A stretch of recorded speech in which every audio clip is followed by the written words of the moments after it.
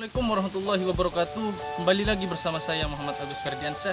Nah, pada video kali ini saya sudah berada di Desa Andulang, tepatnya pada usaha pembuatan genteng, usaha UMKM juga. Di sini saya rencana ingin mewawancarai salah seorang pemilik dari usaha pembuatan genteng ini. Oke, kita tanpa berlama-lama langsung kita menuju ke orangnya. Siap? Yuk, langsung.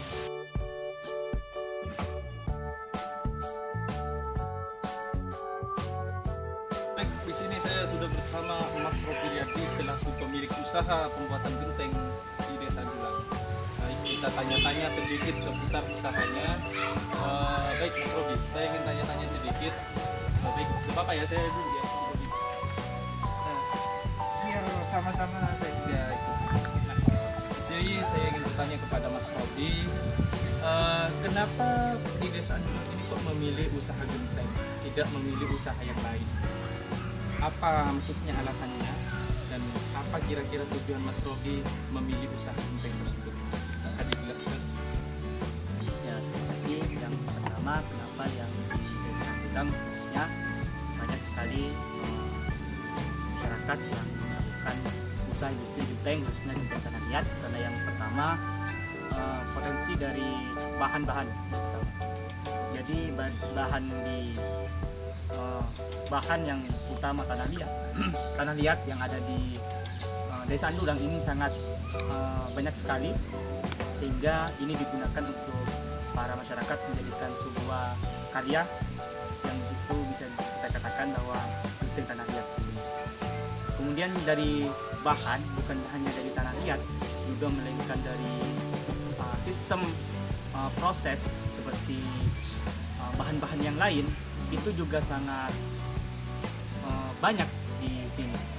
Seperti contoh, ketika genteng itu selesai dibakar, genteng yang dibakar itu menggunakan bahan-bahan dari limbah pertanian, yang dimana kita lihat bahwasanya di sini mayoritas di Desa Andulang penduduknya adalah penduduk yang melakukan tani, gitu. Sehingga banyak limbah-limbah yang kita ambil dan kita manfaatkan untuk genteng. Kan eman-eman kalau ketika limbah itu tidak digunakan kembali. Contohnya yang digunakan kalau di genteng tanah liat itu sendiri ya, bahan-bahan yang digunakan untuk dibakar ada daun kelapa yang kering. Daun kelapa yang kering itu kita gunakan untuk sebagai salah satu bahan ketika kita melakukan proses pembakaran.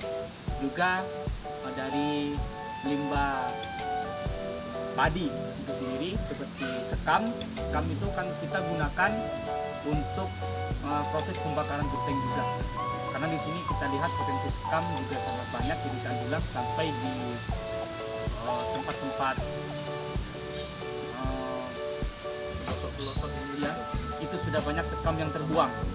Jadi kita manfaatkan untuk dijadikan proses, salah satu proses untuk menjadi bahan.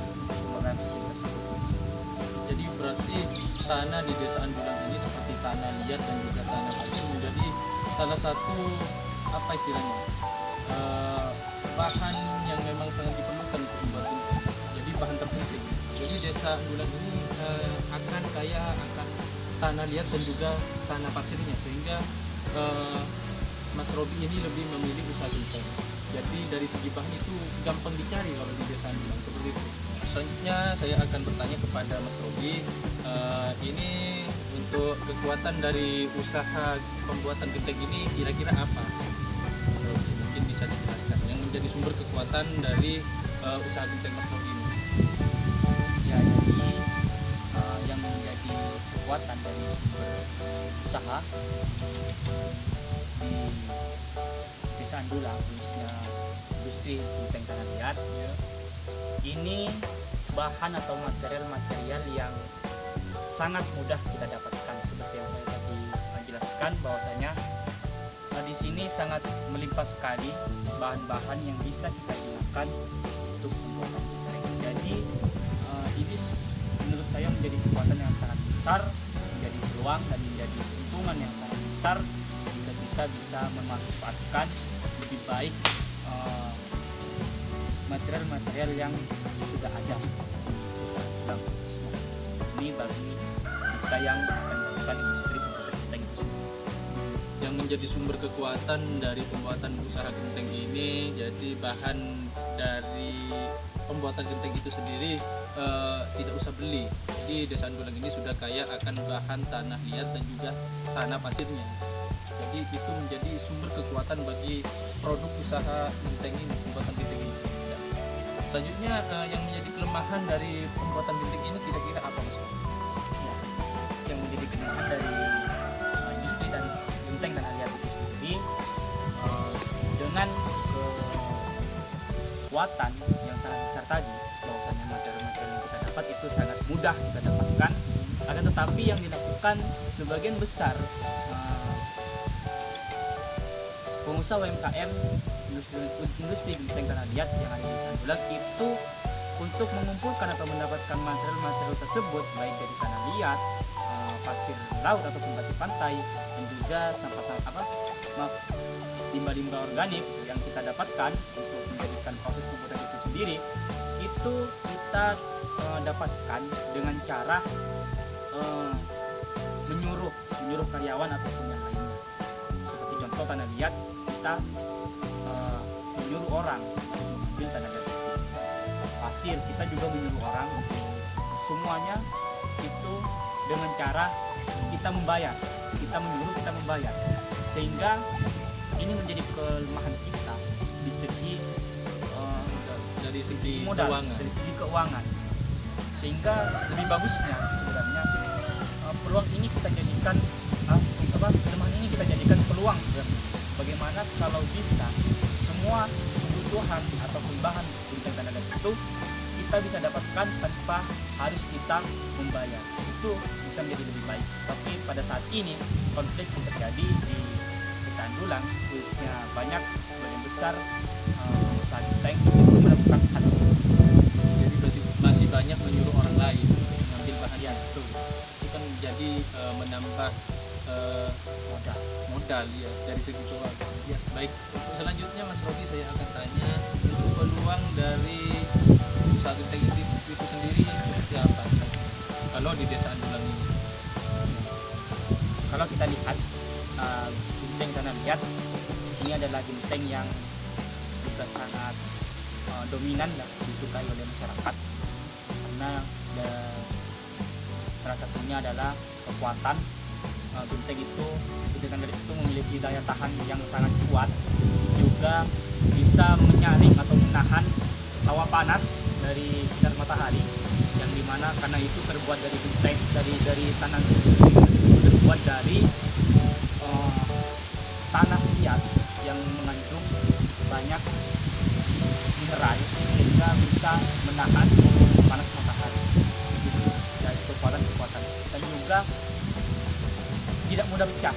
Itu tidak tidak mudah pecah, sangat kuat karena di situ ada perpaduan antara pasir lautnya yang membuat itu semakin kokoh. Untuk dari ancaman produk usaha genteng ini kalau di Desa Andulang itu seperti apa sih? Ancaman yang pertama, kita tahu bahwasanya genteng itu kita mempunyai banyak saingan yang dimana kalau kita tidak terus merombak atau memperkembangkan elemen-elemen yang ada, kita akan tertinggal. Jadi salah satu yang terjadi di Desa Andulang, mayoritas cara pemasaran yang dilakukan oleh masyarakat khususnya pengusaha genteng itu sendiri itu tidak menggunakan cara digital sama sekali, bahwa semuanya yang ada di Desa Andulang tidak menggunakan media sosial ataupun Berarti pemasarannya langsung tidak menggunakan teknologi. Jadi kan sekarang kebanyakan orang menggunakan media sosial untuk memasarkan hal tersebut. Tapi kalau genteng di Desa Andulang itu tidak menggunakan media sosial sama sekali. Dan tapi alhamdulillah hasil masih banyak diminati dan banyak diketahui oleh banyak orang. Tapi lebih baiknya lagi, kalau menurut saya, jika ini dipasarkan di media sosial, ini akan lebih berkembang lagi kalau menurut saya. Terima kasih kepada Mas Robi karena sudah menjawab beberapa pertanyaan yang sudah saya ajukan. Tapi untuk selanjutnya bolehkah saya diizinkan melihat alat-alat atau Boleh. bahan-bahan pembuatan genting dan contoh gentingnya itu seperti apa? Baik. Kita cek kekuatannya. Siap. Apakah benar-benar kuat? Yuk kita langsung Mas Robi. Ini bagus, ini adalah tanah liat yang murni yang belum kita proses untuk dijadikan bahan utama pembuatan genteng. Jadi kita bisa lihat lebih dekat. Kan bisa dilihat ini adalah bahan tanah liat Ini adalah Yang tanah digunakan. liat yang untuk pembuatan genteng. kita ambil dari sawah. Ya. Jadi tanah liat yang kita gunakan itu adalah tanah liat jenis yang ada di sawah. Ini adalah murni, kita tidak proses sama sekali ya. Jadi tanah liat ini sebelum kita jadikan bahan utama Tanah untuk liat. dijadikan genteng, itu kita kelola terlebih dahulu. Kita kelola, kita campurkan beberapa air serta pasir pantai untuk menjadikan kekuatan yang lebih kuat daripada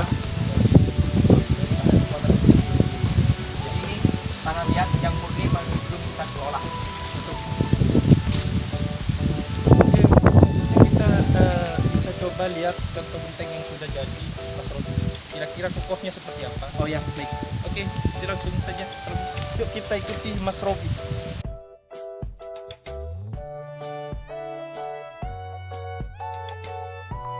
Kita bisa lihat tampakan dari genteng tersebut. Ciri khas genteng tanah liat itu yang menjadikan ciri itu lebih ke kasar. Jadi permukaannya itu lebih kasar ditimbang dari genteng-genteng yang lainnya. Genteng yang lain itu kan memiliki permukaan yang halus. Ini lebih Kasar, kasar, betul. dari permukaan dari genteng-genteng yang Jadi ini teksturnya kasar. Kokoh juga ini. Kuat seperti kata Mas Robi tadi. Jadi kalau mau beli genting silahkan beli di Desa Andulang. Sangat bagus gentengnya. Baik, kita sekarang ikuti Mas Robi ke tempat percetakannya genting ya. Percetakan gentingnya langsung saja kita ikuti Mas Robi ke dalam.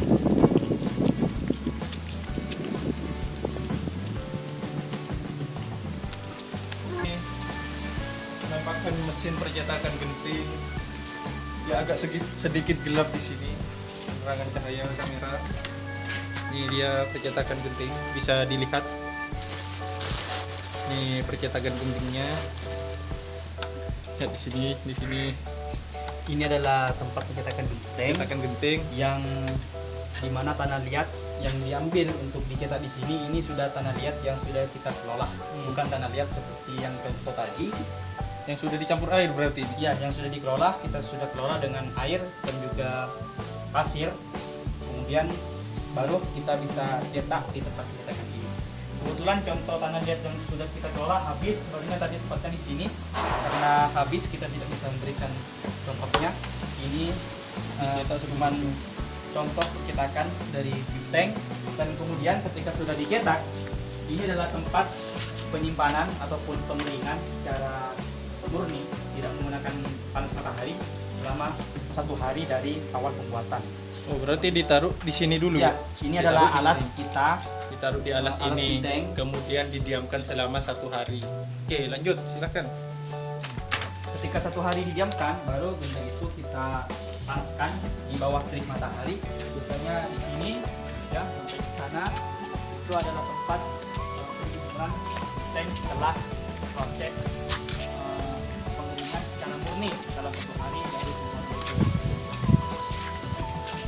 Mungkin tempat pembakarannya bisa ditunjukkan mungkin tadi tempat disinggung juga tempat pembakaran gentengnya itu seperti apa. Kita langsung ikuti Mas Robi.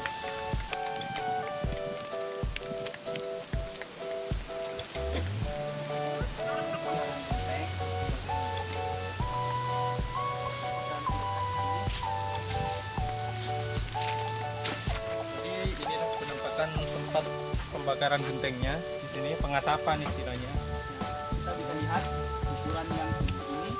Saya kurang tahu juga ukurannya, mungkin 10 meter kali 7 meter ya. Jadi ukurannya 10 meter kali 7 meter luas lebarnya. Dan ini bisa menampung 5.000 genteng dalam satu kali pembakaran. Luar biasa, bisa menampung 5.000 genteng dalam satu kali pembakaran. Memang benar-benar bagus.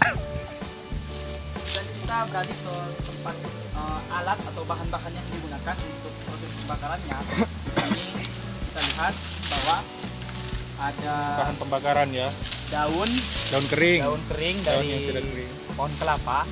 Ini juga menjadi limbah pembakaran kita. Kemudian di sini ada Kulit kelapa yang sudah kering. kulit kelapa yang sudah kering. Ini juga sebagai limbah pertanian yang kita gunakan, yang kita manfaatkan untuk pembakaran genteng. Kemudian ada lagi ini adalah Ada lagi guys. Nih, ada lagi jerami sebagai bahan pembakaran. jerami yang kita tidak gunakan, kita ambil, kita proses, kita manfaatkan untuk proses pembuatan genteng itu sendiri. Sehingga ini tujuannya untuk tidak membesarkan api. Ini posisi kita berada di atas, paling atas ketika kita melakukan proses pembakaran. Untuk menopang api besar kita menggunakan jerami untuk memanfaatkan sekaligus pemanfaatan limbah yang tidak digunakan. Tuh, Jadi ada 3 bahan ya. Ada kulit sebenarnya kelapa. ada lagi, ada sekam, tapi sekam nggak ada. Jadi ada 4 berarti. Ya. Ada sekam, ada jerami, ada daun kering dan juga kulit kelapa. Oke. Baik, terima kasih kepada Mas Robi karena sudah memberikan informasi yang cukup menarik terkait tentang usaha pembuatan genteng di Desa Andulang. Baik, terima kasih. Mungkin mohon maaf ya kalau saya mengganggu waktunya kepada Mas Robi ya. Baik, saya mungkin akhiri saja karena sudah cukup banyak basa-basi tadi. Baik, terima kasih Mas Robi. Terima kasih atas kerjasamanya. Semoga usahanya lancar selalu Mas. Amin. Baik, mungkin hanya itu saja video kali ini, kurang lebihnya mohon maaf. Assalamualaikum warahmatullahi wabarakatuh.